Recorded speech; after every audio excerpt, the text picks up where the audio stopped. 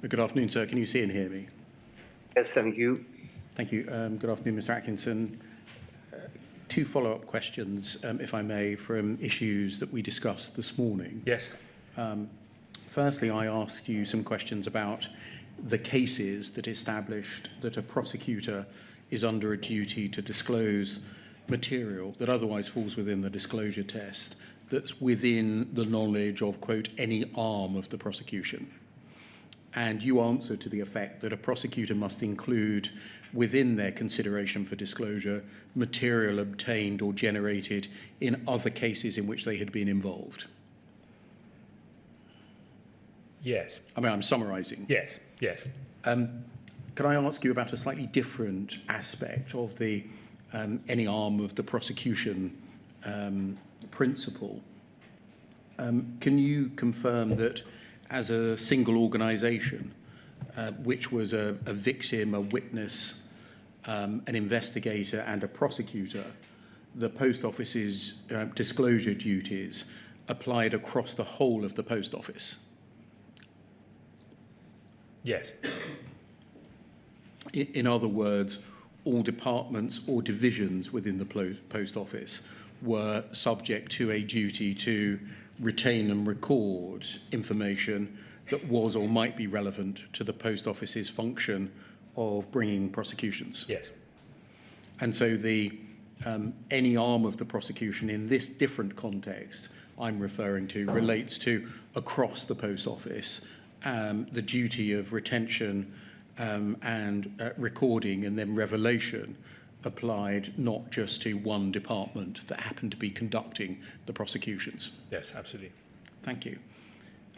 Secondly, the Attorney General's guidelines apply a test of reasonable practicability in obtaining disclosure from a third party. And that has been interpreted in the case law as meaning or referring to a, quote, persistent prosecutor who does not readily accept no for an answer. Absolutely. And who is prepared to take the initiative and to apply to the court to enforce disclosure obligations against a third party. Yes.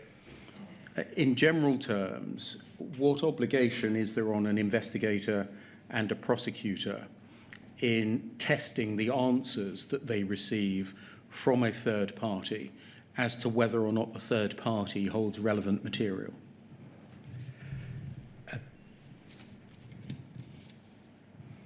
One would assume that they would start from a position of having identified that third party as likely to have relevant material. If they received an answer back, we don't have anything, they would not just take that at face value and say, well, thank you very much, and go home.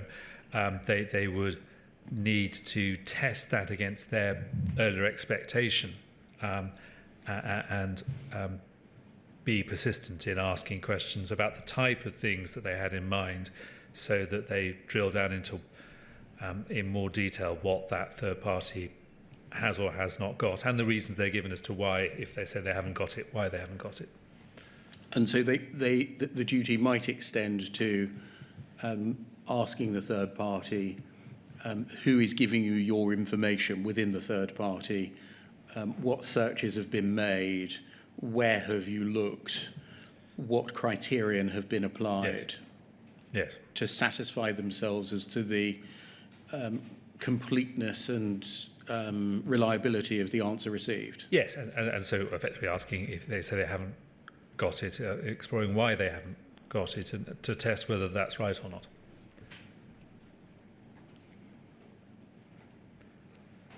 So if a suspect in a particular case says, I'm suspected of theft or false accounting based on data produced by a computer system that shows a discrepancy, a loss, which I can't account for, but I can tell you this isn't a real loss. The loss that's shown on your documents, Post Office, is an artifact of the computer system that produced the document. I haven't been dishonest. I took no money. I think the error is in the system. There's a bug, error or defect in the system. would it be sufficient for the prosecutor or the investigator who was relying on the data from the system to prove its case to ask the third party, are there any bugs, errors or defects within your system?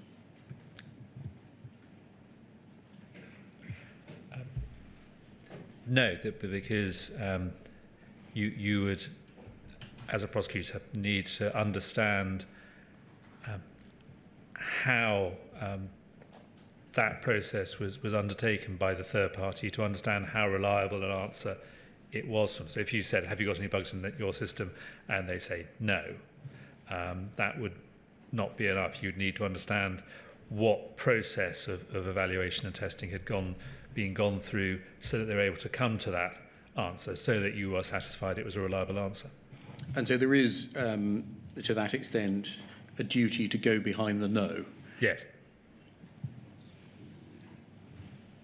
Thank you. Can we turn to your conclusions, please?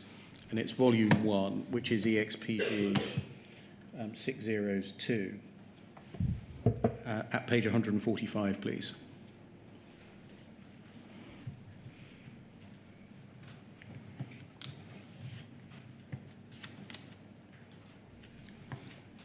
Starting at paragraph 333. So it's the page before. Thank you. In this part of your report, from paragraph 333 right through to 391, so over the course of 20 pages, you set out your conclusions by reference to the questions that we asked you in your instructions. Yes. And in an attempt to try and draw the threads together, I'm going to use this as the basis for my questions of you. In relation to the first question, an explanation of the law and practice of the conduct of private investigations or prosecutions between 2000 and 2013, I have taken you to these passages earlier in your evidence, and I wouldn't therefore propose to repeat those now, unless there was anything you wanted to say about all of those paragraphs up to 343. I realise that's putting the onus on you to identify matters, but it seemed to me that one way or another we had addressed all of the issues that you mentioned there. Yes, I agree. Can we go forwards, please, to page 149, please? And to the second question, which raised issues as to non-independent investigations. You tell us in paragraph 344 that, in your judgment, special difficulties can arise where the same body is the victim, a witness, the investigator, and the prosecutor. And as we discussed briefly earlier, it had been recognised in Asif and Ditter that the fact that a private prosecutor has a motive other than the pursuit of justice for their actions doesn't necessarily make it improper for them to bring a prosecution. But that case made it clear the motivation of a private prosecutor carries with it a risk that proceedings are brought that aren't in the public interest or the interest of justice. The roles of investigator and prosecutor are roles that carry with them significant responsibilities, and if they're to be undertaken properly, have to be undertaken dispassionately, objectively, and fairly. So that's the point of principle that you raise. Yes. Concerning non-independent investigations. In paragraph 346, you draw a contrast and describe it as a significant one between the Post Office as an investigator and prosecutor on the one hand, the police, the CPS, and other prosecutorial investigative agencies on the other. Yes. And could you just summarise the significant differences, please? Yes, so by statute and by a barrage of policy issued under statute, the CPS is absolutely a prosecuting organisation that is independent of those who have investigated the cases that reach it. and it has a superintendent's role in relation to those investigations, as opposed to a role actually in the direction of the investigations themselves, which means that there is that testing back and forth between the two to ensure that between them they have complied with their obligations to ensure full and proper investigation and full and proper disclosure and proper and rigorously reached prosecuting decisions. Other agencies either do the same thing through there being independent parties involved, or by having very clearly defined separate entities that do different things, and with requirements as to how one monitors the activities of the other. In contrast, I found it much more difficult to glean from that which I saw how that distinction was drawn and enforced within the Post Office, so that investigations were undertaken in such a way that they were transparent to the prosecutor, and the prosecutor was then able to reach an independent decision with a degree of superintendence of the investigation upon which it was based, in the way that other agencies had achieved. Thank you. If we go over the page to 347, you say that there's a risk that may arise from a lack of such a statutory structure, that there is a lack of clarity and transparency as to areas of responsibility, routes to accountability, and considerations relevant to the making of necessary decisions, both in investigative and prosecutorial terms. Yes. And so you're saying because the division of responsibility and the inclusion of routes of accountability within that a statutory structure gives you, the absence of them gives rise to the risks that you mentioned. Yes, and those are risks that can be addressed, and other organisations where I was able to see their structure do address it. My concern was that looking at policies that ought to have made crystal clear that prosecution decisions were being taken independently of both the business and the investigation side of the business, those policies were not making that clear.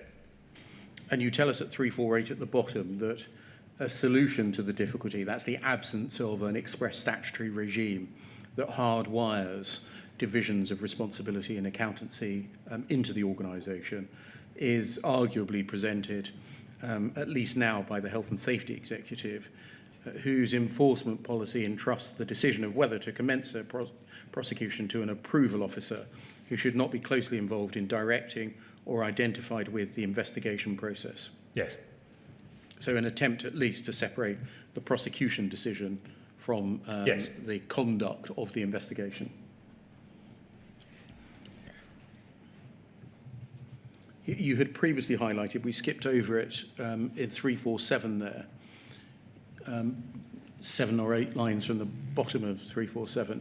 You say in areas such as disclosure, this is important because the structure depends on the prosecutor providing advice as to and undertaking a second review of decisions by the investigator to ensure the correct decisions are reached. No such safeguards are built inherently or transparently into a system where the same organisation performs each role, even more so where the organisation is also the victim of the alleged offending. Yes. And did you find an absence of those measures in the case of the Post Office policies when you turned to them? Yes. Can we turn to those then over the page at 151? You tell us in that regard, here the wording of the relevant policies operated by the Post Office gives rise to concern. And then in 350 you identify, I think, 3 slightly different issues. You say in the March 2000 investigation and prosecution policy, it identifies that investigations undertaken in part by security and investigation services which is to be superintended by the Director of Security, also takes, he also or she also takes prosecution decisions. Yes, and so rather than being a separation, it appeared that the same person superintended investigations and then took the decisions at the end of them. Secondly, building on that concern, the Director was enjoined to obtain legal advice, but as you read the documents, the decision was then taken by a non-lawyer. Yes, I mean that I say is predicated on not knowing whether the Director of Security was a lawyer or not, but certainly the Director was required to obtain legal advice. He or she was required to consider it. They weren't required to follow it, and in part they were applying tests that were legal tests without being lawyers. And then lastly, at the end of that paragraph, you say, thirdly, the involvement of human resources, which has a role in the consideration of employment and disciplinary issues in the making of decisions as to criminal proceedings, is of concern, as it may suggest that prosecution was part of the disciplinary process rather than independent of it. Yes, and that where the persons being investigated were employees is a particularly acute consideration. You move on in paragraph 351 to advert to a different concern, is that right? Yes. You say that a number of the Post Office's policies drew attention to the fact that financial and business-related factors are relevant in the investigative and prosecutorial process, yes, and in decision-making in relation to each of them. And you give, I think, 3 examples of that. A policy in 2001, which says factors that influence as to whether certain actions are required, and this is in the context of an investigation, are based on the following: the potential loss to consignia business in value, reputation and customer retention, quality of the information and brackets intelligence, and the level of incident or probability, timeliness as to whether the incident reported is recent or not, and a named suspect. Secondly, the Royal Mail Group criminal investigation and prosecution policy included as a consideration the priorities of the business. And I think you told us yesterday it didn't say what they were. No. And then lastly over the page, thank you, the policy that we've looked at or seen you look at in the past in 4 iterations, identified that prosecution may be appropriate where a business leader, manager or employee is the subject of criminal investigation and grounds are established to suspect them of having committed a criminal offence, breached the group's code of business standards or subverted business systems, controls and policies. So overall, what was your concern here about the identification of financial and business-related factors in investigative and prosecutorial decision-making? I'm not necessarily saying that a business is not entitled to take account of business considerations at all when it takes on the roles of an investigator and prosecutor, but where the policies were either very limited or silent as to, for example, the kinds of criteria for the assessment of the public interest that are set out in the Code for Crown Prosecutors or the Attorney General's guidelines, but were explicit about business considerations. The reader of the policy, be it me reading them for the purposes of this report, or be it those working in the business at the time, would take away from it that the business considerations were the considerations that mattered rather than ones that weren't there, or only there in very abstract or bare terms. Thank you. And you essentially set that conclusion out in paragraph 353. We just scroll down, thank you, 5 lines from the bottom.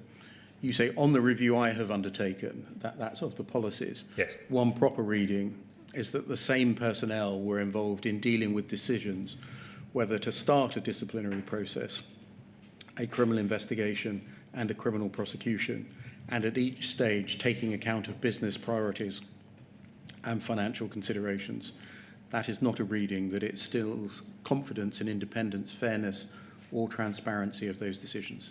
And particularly if the situation is that the person taking ultimately a decision to prosecute is someone who is well versed in the business considerations through their job, less well versed in that degree of independent assessment by reference to a wholly different set of criteria that an independent, fair and transparent prosecution decision would require. You make the point, by way of caveat, at the beginning of paragraph 353, that you hadn't actually, at the time of writing, looked at any case-specific information, and that will follow. Yes. In December. But you make the point that any such assessment ought to start with the policy and guidance framework in place. Yes. I was asked to look at law and practice, and as I said yesterday, practice I, at this stage, gleaned from what the policies inform me as to the practice. Thank you. Can we turn to the second part of our second question to you, namely Post Office investigations policy? And at paragraph 354, you say the terms and adequacy of the Post Office policy documents concerning the conduct of investigations falls to be judged in a number of categories by reference to the iteration of policy being considered and the statutory and other extra Post Office guidance that apply to the areas addressed by those policies. Yes. And essentially, to decode that a bit, are you saying that the policy has changed over time, as did the regulatory landscape over time? Yes, or perhaps more accurately, given the situation as I found it to be, the landscape was changing on a fairly regular basis over time. Policies changed from time to time with the effect of giving some effect to that changing landscape. Thank you. Over the page to page 153, please. You say in those policies what you did seek to address investigative areas otherwise covered by PACE. What was required from them was firstly to identify those areas that Post Office investigators could do and could not do for themselves, and those which required the involvement of the police. Secondly, to identify how the liaison with the police service was to operate and how its results were to be assessed. And to identify, thirdly, those areas which, by virtue of section 67(9) of PACE, remembering that's the provision that applied through a have regard duty, all 6 codes of practice to the Post Office, are governed by the codes issued under PACE and how their requirements are to be met. Yes. In 356, paragraph 356, you address the extent to which those policies complied with those 3 requirements. And can you summarise your view? Yes, so the position in relation to PACE and the codes under PACE went very much from nearer famine to nearer feast over the period of time that I was considering. So the beginning of the period 2000-2001, there was name checking of PACE and the codes. By the later policy documents that I saw, there was a good deal more detail of how PACE and more particularly the relevant codes under PACE applied in areas, for example, searches and in particular interviews.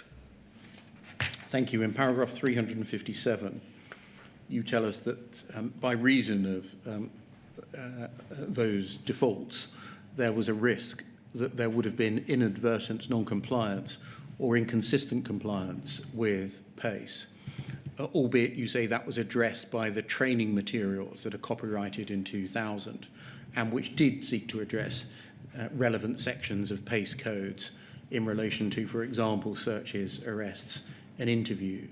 But you make the point that the fact that such training material could or did address those issues, that raises the question why the same analysis wasn't set out in the policies. Yes. And how deep a level of concern is that?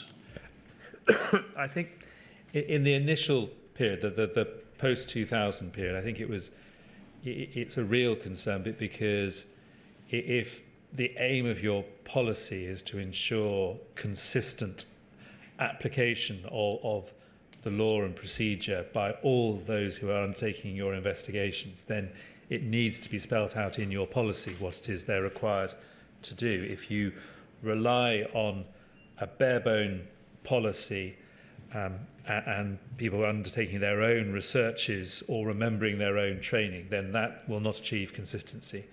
And it seemed to me that the Post Office had recognised that because in PACE respects, their policies became so much more detailed. Turning to the CPIA, and I think you start that at paragraph 363. Yes. You say, which is at the foot of page 155, thank you.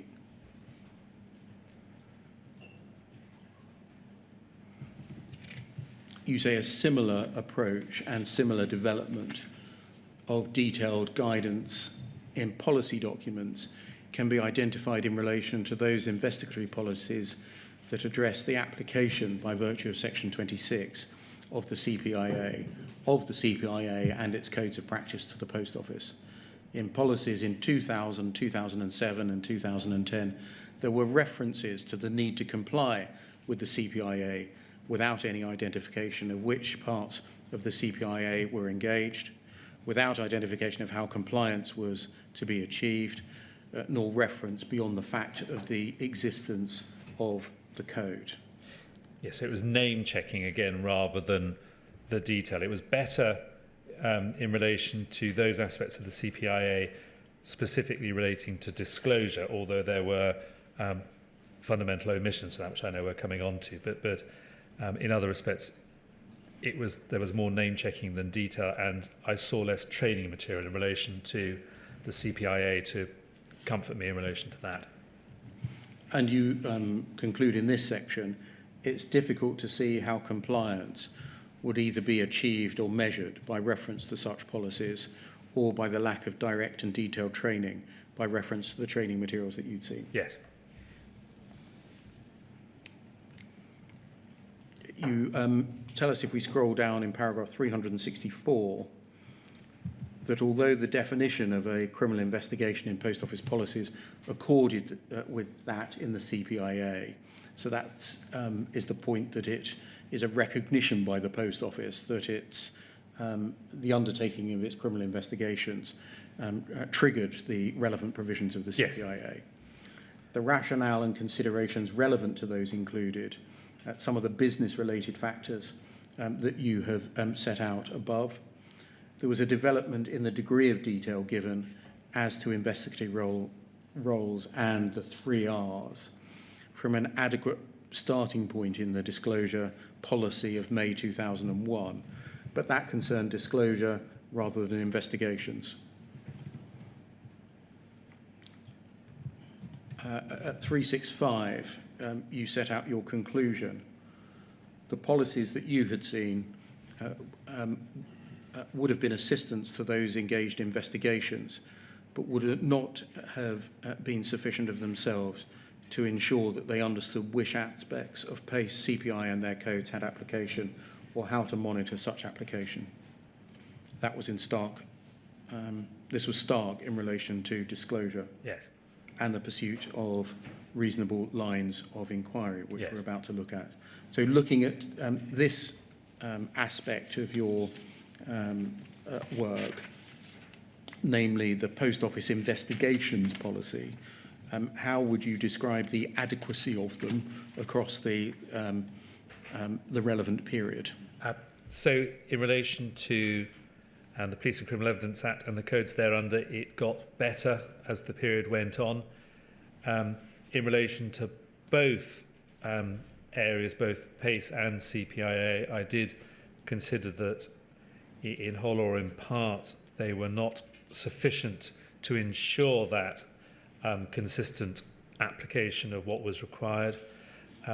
I repeat again the caveat that I have not seen the database and therefore can't speak to the extent to which, if it did, that remedied that situation. But as I explained yesterday, it is not enough to tell someone there's a code or even to tell them where they can download the code. They need to understand what they're meant to do with it. And that's where policy comes in, particularly if you're a non-police investigator and therefore need to understand which parts are the parts that A, that apply to you, and B, that matter. And so the existence of the database is not a panacea by way of answer to the list of problems that you've identified. No, but if I am right in my understanding of the database, that it was making available to those charged with investigations and prosecutions the material that was relevant to their jobs, then it was a good thing that it was there. If they were getting circulars that were telling them about updates to it, then that was a good thing too. If the circulars were such as the ones I have seen and were doing no more than saying there's a new code G, there was a limit to the benefit that was to them. But the place that it seemed to me one would logically look to find out how you're meant to do your job in an important respect is to look at what the policy was for how your organisation had identified that job should be done. And if that policy didn't tell you, then you were having to work it out for yourself. Can we turn, please, to the third part of question 2, namely the duty, the cornerstone duty under the CPIA placed upon an investigator to pursue all reasonable lines of inquiry, whether they point towards or away from a suspect. You tell us at the top of page 157 that obligation arises in every criminal investigation. It had as its origin, perhaps, the decision of the Court of Appeal in Ward. Yes, and that I think is important because it underlines the fact that the duty to pursue reasonable lines of inquiry, including those that exonerate rather than implicate, emerged to an extent from a situation where there had been a miscarriage of justice because that had not been done. And so that is the warning from the beginning that this is why you have to do this. In paragraph 367 over the page, you tell us despite this, and the despite is that requirement was in the code right from its first iteration in 1997. The duties of an investigator to pursue a reasonable line of inquiry, including those leading away from a suspect, was not spelled out in any post office policy that you've identified until the 2010 revision of the 2001 unused material policy. No, that's right. You say it follows there was a significant period of time when, on the documents you've seen, the need to investigate lines of inquiry that might exonerate a suspect was not spelled out as being necessary. It's difficult to conclude, therefore, at a policy level, that such a requirement was recognised or undertaken, and no training material cures the omission. No. How significant an issue was that lines of inquiry omission? In my judgment, very significant, but because it is so fundamental to making sure that investigations and therefore prosecutions arising from investigations are fair. And if your policy is not telling your investigators the bedrock of what they're meant to be doing, then your policy is deficient in a way that could lead to your investigators not appreciating that, and that can lead to unfairness and can lead to miscarriages of justice. In paragraph 368 and following, you apply that general point to cases involving reliance on horizon data. And you say, in the present circumstances, that requirement in particular involves consideration of whether investigations included consideration of whether accounting shortfalls at Horizon terminals might lie with the computer system, either as a matter of course or where such a possibility was raised by a suspect in interview. The way you put it there, as the possibility required examination, either as a matter of course or where the suspect had raised it in interview. Why would it be raised as a matter of course without a suspect saying, my computer has a bug with it? If, as it seems to me, the basis for your identification of a shortfall is that the computer says there is one, it is a reasonable line of inquiry to ensure that that is right, or at least to inquire as to whether there's any risk that it's not. And that is not a suspect-dependent situation. It is a reasonable line of inquiry in any case where that is the basis for your approach. You can test it a number of ways. You can look to see if there is evidence of a financial benefit to the suspect, which would show that what the computer was telling you may be right because you can see the money. And follow the money is a standard investigative cliche, but a standard investigative approach in cases where there is meant to be a financial benefit. Just stopping there, yes. Sorry to stop you in mid-flow, just so that I and others may understand. When you say follow the money as a standard investigative approach, you mean, do you mean looking in the bank accounts, yes, for example, or other financial accounts of the suspect to see whether money from an unascertained source or even from, in this case, a post office source has been paid in? Yes. Or, the classic looking for a boat on the drive type investigation. And so if your suspicion is that the computer says there's a shortfall and your suspicion is that shortfall is caused by the postmaster stealing the money, then you look to see if you can find the money. If you can't find the money, another reasonable line of inquiry will be to look to see where else it could have gone, but a further line of inquiry would be to look to see, well, given that I can't see where the money has gone, I need to check that it has gone. And that takes you back to the computer system. So either from the outset, by looking at it as I'm relying on the computer, is the computer reliable? Or I can't find the money, is the computer reliable? It's a reasonable line of inquiry. It's a line of inquiry that may well lead you away from the suspect, but that is why you need to understand that that is your job.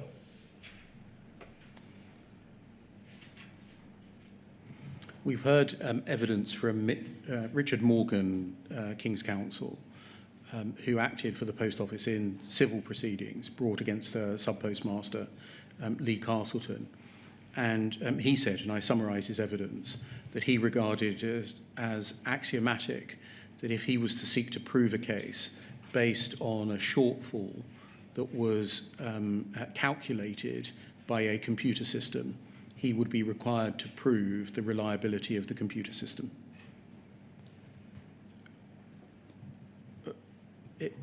Would the summary that I have just given of his approach in civil proceedings equally apply in criminal proceedings? Yes.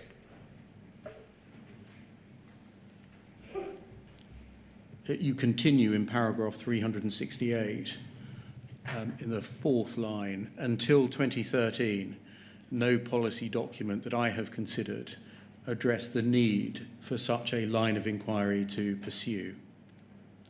Indeed, if anything, there was some suggestion to the contrary in the casework management policy in 2000 and 2002, which required full details of, quote, any failures in security or operational procedures are to be identified, which may or may not be directly connected to the offence, to be included in the investigation report.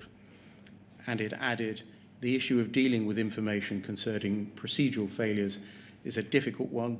Some major procedural weaknesses, if they become public knowledge, may have an adverse effect on our business. although the section concluded the usual duties of disclosure under the CPIA still apply,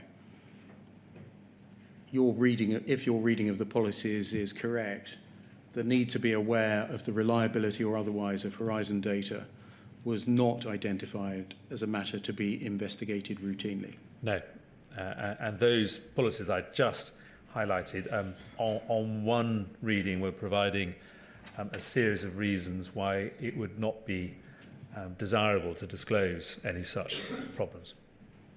And that's aside from the answer to my question earlier about whether there was in the policy an inbuilt requirement not to disclose the investigation report, Yes. which may reveal weaknesses in business practices or systems. Yes. You continue.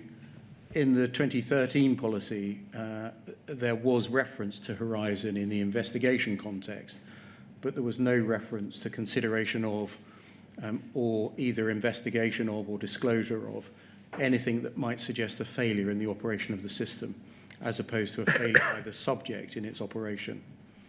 It was in the 2013 prosecution policy that there was a reference to consideration of whether there was an issue as to the integrity or reliability of IT and data systems. Yes. So it's only right at the end of our Yes. relevant period in 2013 that is written into any policy. You tell us that this lack of guidance is a matter for real concern because it did nothing meaningful to address the risk that those engaged in post office investigations would not have appreciated the need to consider the operation of Horizon and its operation as part of their investigations. That was an issue particularly after the repeal of Section 69. It didn't encourage prosecutors to consider the topic as a matter of course. Its omission from policy reduced the chances of this being identified as an omission in any supervision or review of investigative steps and lines of inquiry. How serious a concern do you hold in relation to the material that you have read? The fact that in 2013 it was thought important to explicitly refer to the need to consider the integrity and reliability of data systems carried with it a recognition that this was, in the post office context, a very important factor to be considered because so many post office prosecutions of the kind that we're here concerned with related to data and what that data said.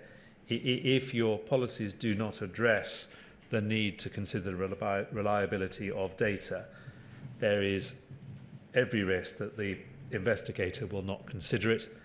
There will then be every risk that the prosecutor will not consider it and therefore not set the investigator off on a line of inquiry in relation to it, that it will not be a facet of the reliability of evidence that will be considered in a prosecution decision, and will not be a facet of the material that will be considered for the purposes of disclosure. And so if you don't write it down anywhere, it becomes all the more difficult for it to be considered.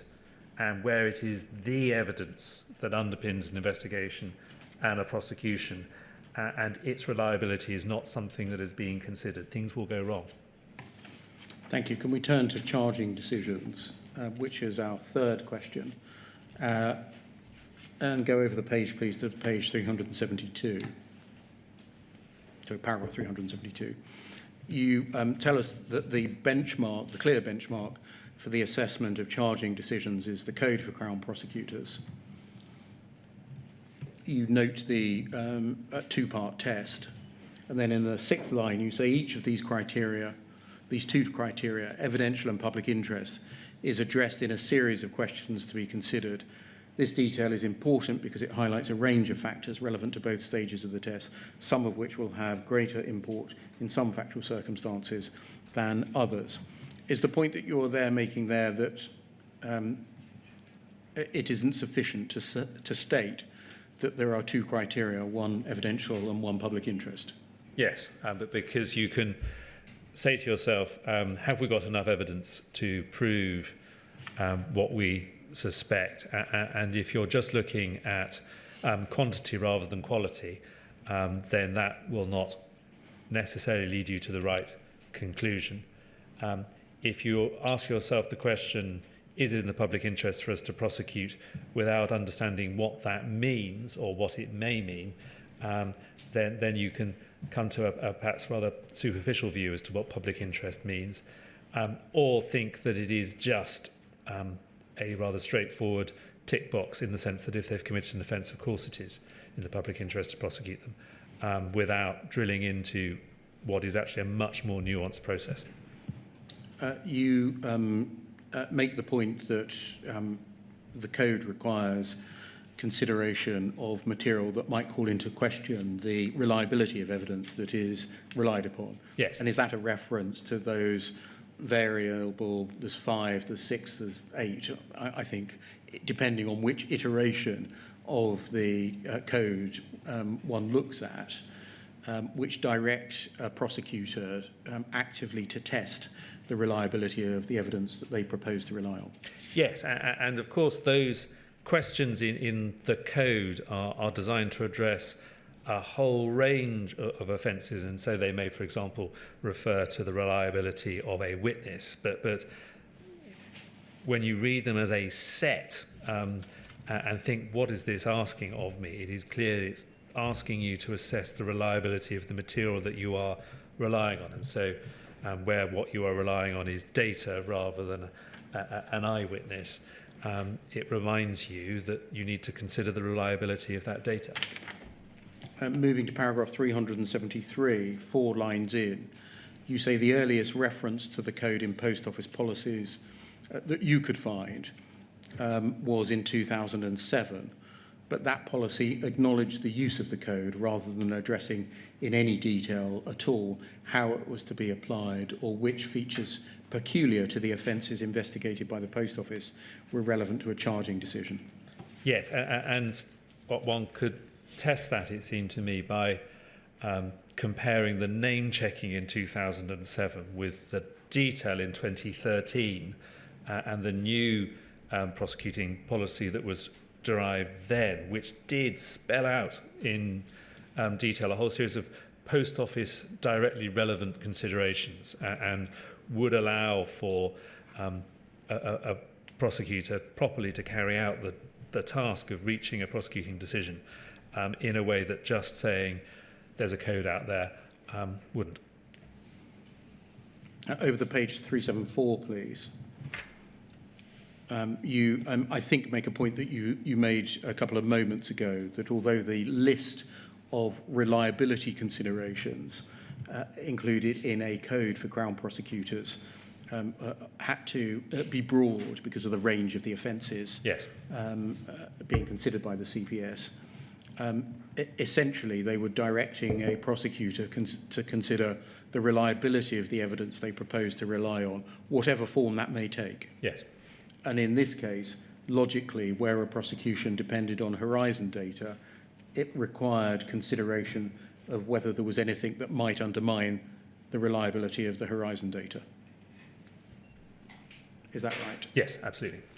Thank you. You say in the first sentence of paragraph 375, it follows that for almost, if not the whole of the inquiry's relevant period, Post Office policies did not include any detailed application of the code for Crown prosecutors to the extent that they recognise its application at all.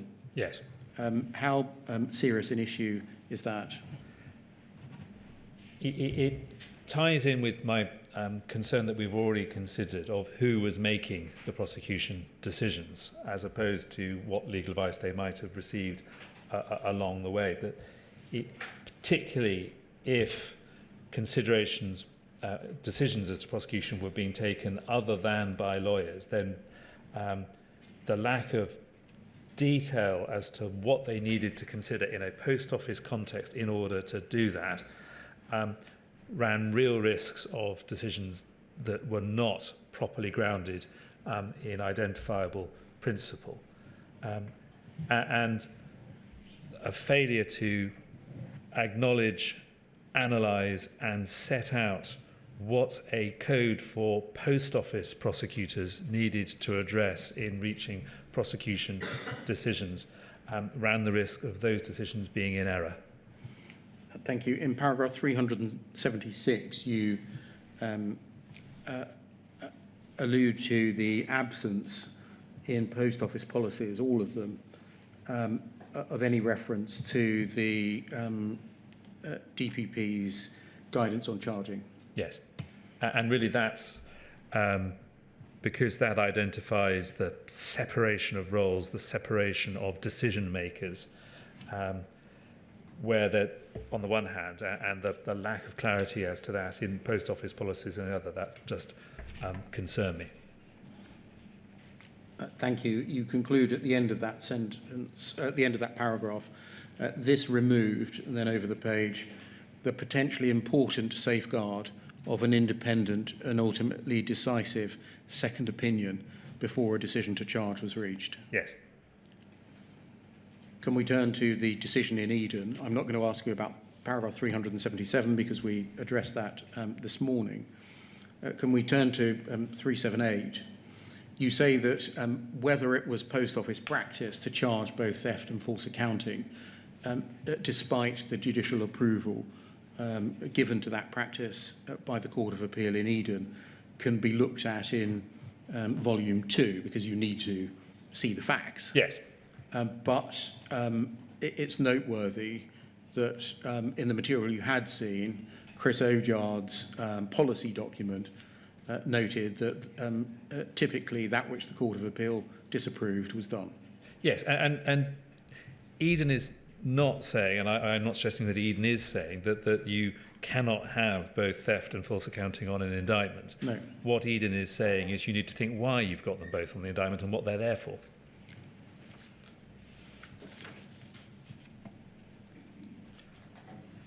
Over the page to 379, you say that whether there was a practice of plea bargaining needs to wait for volume 2. Yes.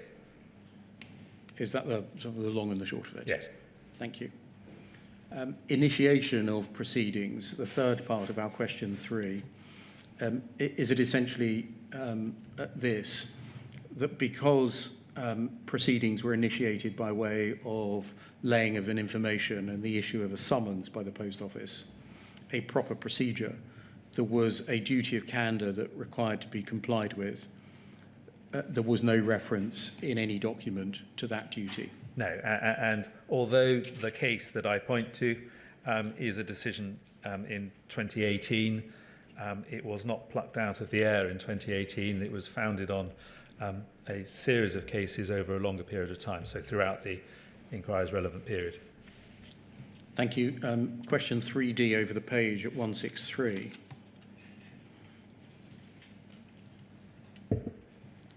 You say in the second sentence that you do have concerns as to the adequacy of the disclosure regime erected by the Post Office policies in the relevant period. And there's a real question as to whether those policies were sufficient to ensure that disclosure was properly undertaken, considered and completed in cases prosecuted by the Post Office in that period. Yes. You tell us in 383 this is a very real concern because the risks posed by failures of disclosure were well understood already before the inquiry's relevant period commenced. So the miscarriage of justice cases had already, at least in this respect, passed through the CACD. Yes. You say in paragraph 384 that the Post Office correctly identified and at least briefly addressed the duty of disclosure under the CPIA and the amplification of that duty in the Code from 2001 in its disclosure policy of that date. However, it did so in outline and without specific reference to the Code. It took until a decade later, July 2010, to do so. Yes. And so if the suggestion is that there's a policy and outline and one could go away and read the code to resolve any questions one had, it would certainly help someone to do that if you told them where to look within the code rather than just saying there is one. Over the page to 385, please. You say, importantly, my particular concern in policy terms is the failure of the Post Office's policies that you've seen to refer to apply and to address the succession of iterations of the Attorney General's guidelines on disclosure. Yes. And that's because they address the pursuit of reasonable lines of inquiry and the important role of prosecutors in advising an investigator on reasonable lines of disclosure and the act of undertaking disclosure. And also, as we'll come on to, third-party disclosure as well. You make that point in paragraph 386. You say that critically, in what respect was it critical? The policies that I saw did not address third-party disclosure. 2001 disclosure policy did acknowledge the existence of a guideline from the Attorney General. The 2010 didn't do that. But in terms of making it sort of part of the muscle memory of an investigator and a prosecutor, that was a real part of their role, it didn't give them a lot of help. And certainly from 2010, didn't give them any at all. In the third line, you say this is of great potential importance, given that Fujitsu would represent a third party in possession of material that might have been relevant to prosecution cases by reference to its relevance to the reliability of the Horizon system. There was nothing in the policies that you had seen explicitly to direct a prosecutor's attention to the need to consider whether material had been sought as to the reliability of the system, or to assist as to how and from where that material should be sought if it was outstanding. That is a far from satisfactory position. Yes, and I should say that I had approached for these purposes Fujitsu as a third party without any consideration of the contractual position and what that might mean. That is for cleverer people than me. So I missed the last part of that sentence. That is for cleverer people than me to understand. Can we turn over the page to section 300 paragraph 388? You deal with section 69 of PACE. Yes. And I don't think there's anything additional there No. to the evidence that you gave earlier that I need to elicit. Mr. Atkinson, thank you very much for the evidence you've given there, the only questions that I ask. I know that there's one call participant, Mr. Steen, who has a small number of questions to ask. Over to you, Mr. Steen. Mr. Atkinson, can I take you please to your report, finishing in a considerable number of zeros and two? And in particular, I'll ask you a couple of questions about paragraphs 254 and 253, internal pagination, page 112. Thank you.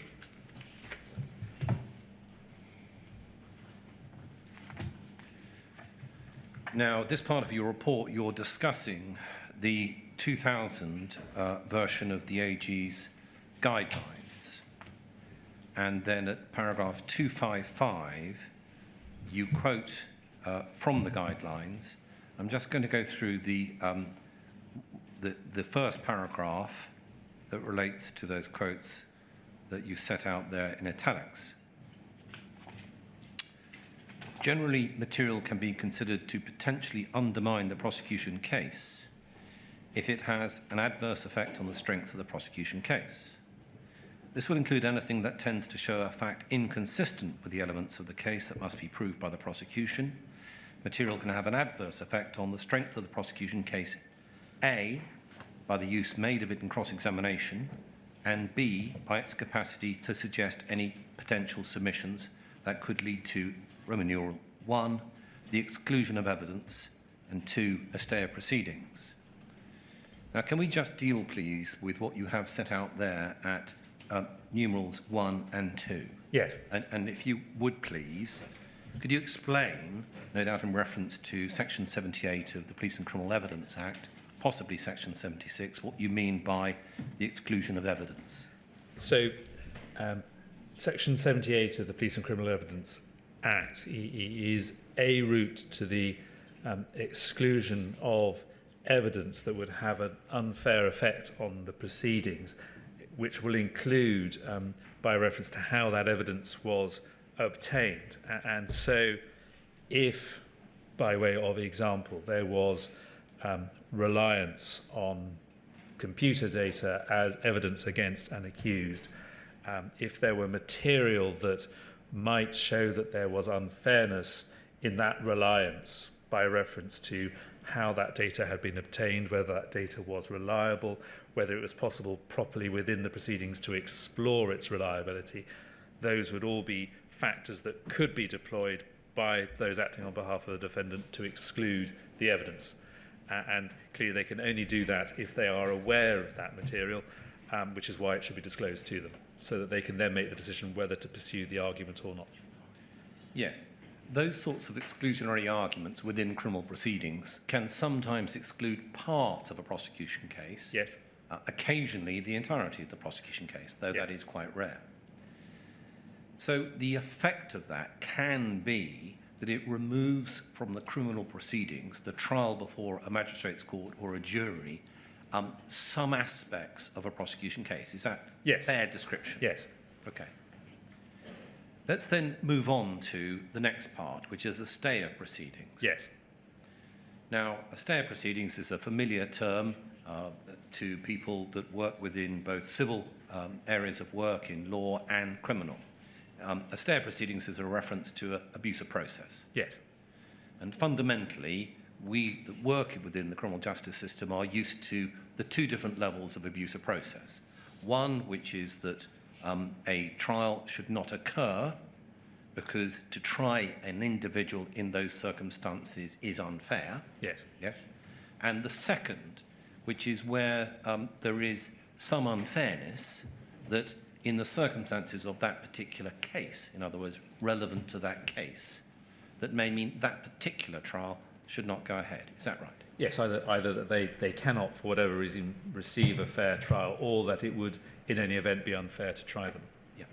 So we've just analysed the question of exclusion of evidence and then the stay of proceedings. And the evidence that forms the basis for making applications to remove part of a prosecution case, or indeed to stay proceedings, often actually has to come from the prosecution. Yes.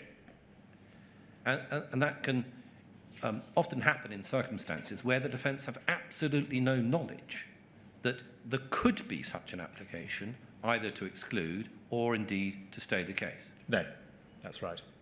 So, helping put this all together, do you agree it means that prosecutors and investigators need to be aware that their duty extends to the disclosure of information that may thoroughly undermine, effectively ruin their case entirely?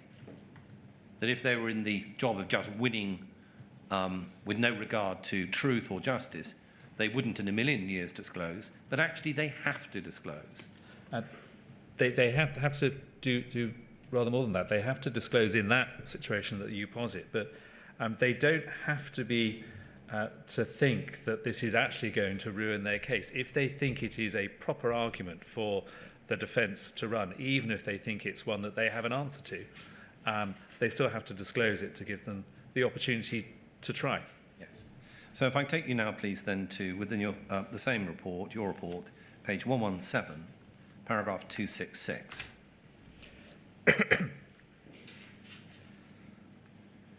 Now, to an extent, we're about to emphasise really the same point that you've just made. Paragraph 266. So this is in reference now to the 2005 Attorney General's guidelines. So we've moved on slightly in terms of time, but fundamentally the basic position remains. Yes. We look at 266.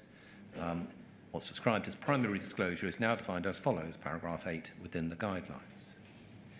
Disclosure refers to providing the defence with copies of or access to any material which might reasonably be considered capable of undermining the case for the prosecution against the accused, or of assisting the case for the accused, and which has not previously been disclosed.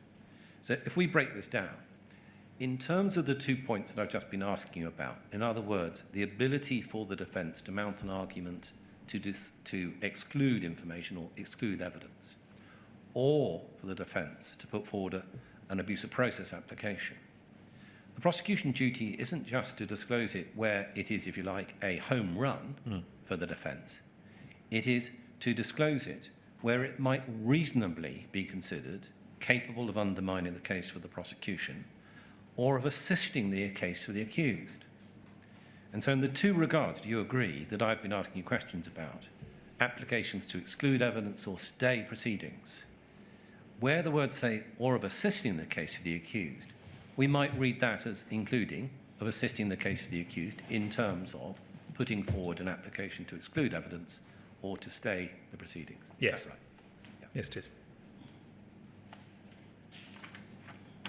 So in adding up the position that you reach when you are the prosecutor, you have to make sure that you are keeping in mind all of the different range of applications that might be made within the trial process and considering those as though you are in the shoes of the defence if you're aware of the information. Is that fair? Yes, and that's why it is explicitly recognised that it's a continuing obligation, because things will develop and you could not potentially be criticised for anticipating an argument at the very beginning of the process when you first see the papers. But as information comes in, you should always be considering, what does this mean, and what does this mean for my disclosure obligations, because it might be that a defence line occurs to you that they should be entitled to explore, and that means you have to disclose to them. Yes. And that's paragraph 267, reference to the continuing duty. Yes. So, the continuing duty is both before the proceedings start, so in the run-up to the trial itself. Is that right? Yes. Through the trial process. Yes. Just to nail this down, what about when the jury's gone out, if it's a jury case? Your disclosure obligations would continue up to and including the point of verdict. They still continue even after that, though post-conviction the disclosure obligations are slightly different, but they still exist. So these duties, in relation to the very points that we've looked at regarding disclosure, regarding possible applications for exclusion, the stay of proceedings, these are all wrapped up within the continuing duty to disclose? Yes. Okay. Now, the question of consideration, therefore, as we've seen from the 2000 Attorney General's guidelines, has been well known to prosecutors since at least the year 2000, probably, in fact, we look back a bit before that the disclosure duty applies to the stay of proceedings and exclusion of material. This is built into the system.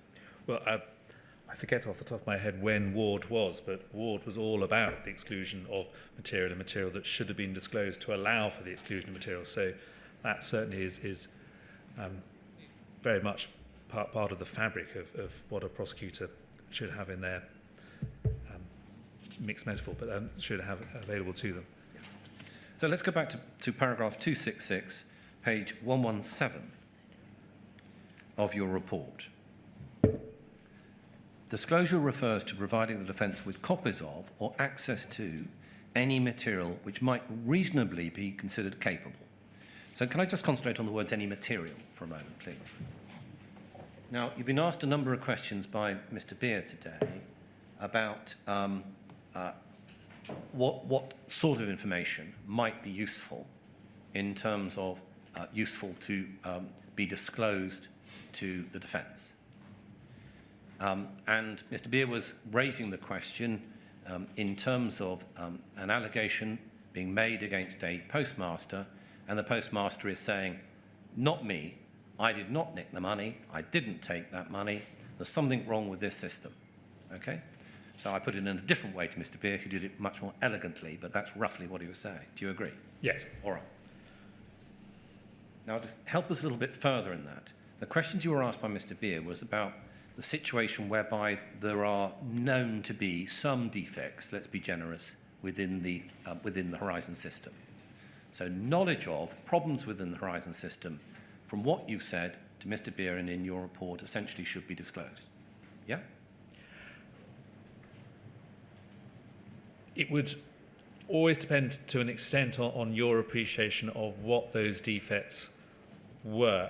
And so just as the concern before they repealed Section 69 was that there was this misunderstanding of how Section 69 worked, that if you were using a computer and there was anything wrong with it, then the computer evidence was out, even if it had nothing at all to do with anything you were relying on. You would have to, and so if there were a defect that had nothing at all to do and could have nothing at all to do with what was in issue, then that wouldn't necessarily give rise to disclosure. But if it might, then you would.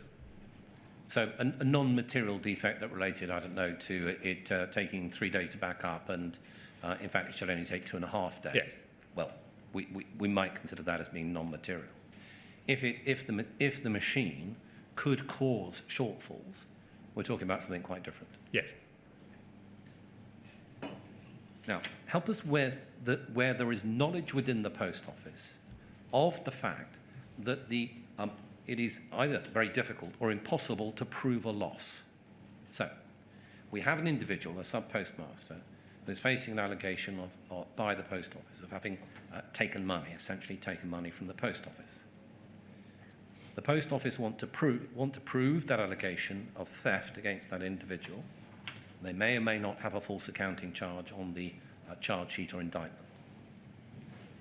Now, if the post office is aware that they can't, or it is extremely difficult and very expensive to prove a loss through the system, so in other words, proving a negative, they can't do this. They can't prove a loss. Should that material, should that information be disclosed? So proving, in a sense, a negative. We can't do this. It would potentially, and it only depend potentially, and it would depend on the facts rather more than I understand them at present, but it would potentially depend on how they were putting their case. If their case was the computer says this amount of money was stolen by you, that's what this data shows, and in fact they can't prove that there was a loss at all, then that is something that undermines their case because it's directly contrary to what they're asserting, and on that situation they should, if they want to go ahead with the prosecution, be disclosing the material that shows that. So the fact that something may not in fact be directly in writing somewhere, in other words, it's corporate knowledge, that the post office can't prove a loss using the Horizon system, that is still perfectly capable of being disclosed. Depending on the circumstances, Depending yes. on the circumstances. I think that the report that you're working on at the moment is going to be looking at individual cases. Yes, it is. Simply one moment.